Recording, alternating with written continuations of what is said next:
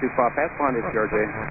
At 8:47 p.m., an Army Black Hawk helicopter collided with a regional jet in the nation's capital. The crash occurred over the Potomac River near Reagan National Airport, killing 67 people.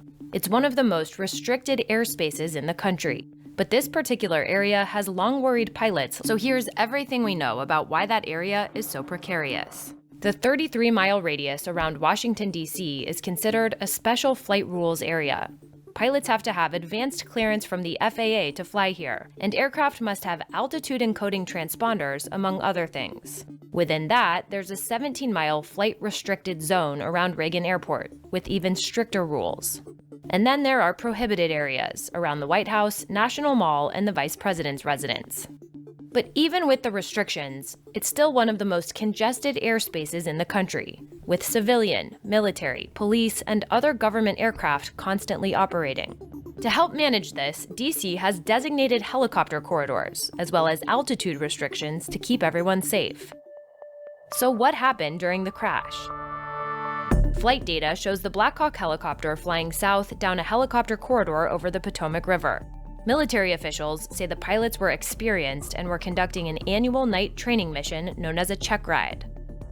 Meanwhile, American Airlines Flight 5342 was traveling north toward Reagan National. It was originally supposed to land on runway 1, with a flight path that goes up the river.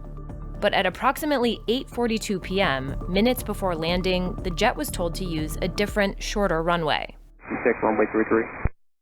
Yeah, we can do 33 for Blue 6342. Change to start runway 33, clear to land. Runway changes aren't unusual, but it meant the plane had to bow right before turning sharply left and cutting across the helicopter corridor. A move that pilots say makes the jet hard for helicopters to see, especially at a low altitude. There are also questions about staffing of air traffic control that night and whether more people should have been working. Another potential problem was altitude.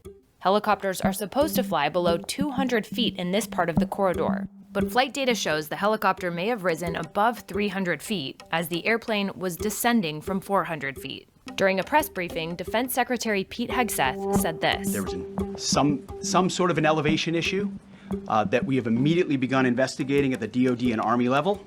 After the crash, the FAA announced it would restrict helicopter traffic in the area where the Black Hawk was traveling.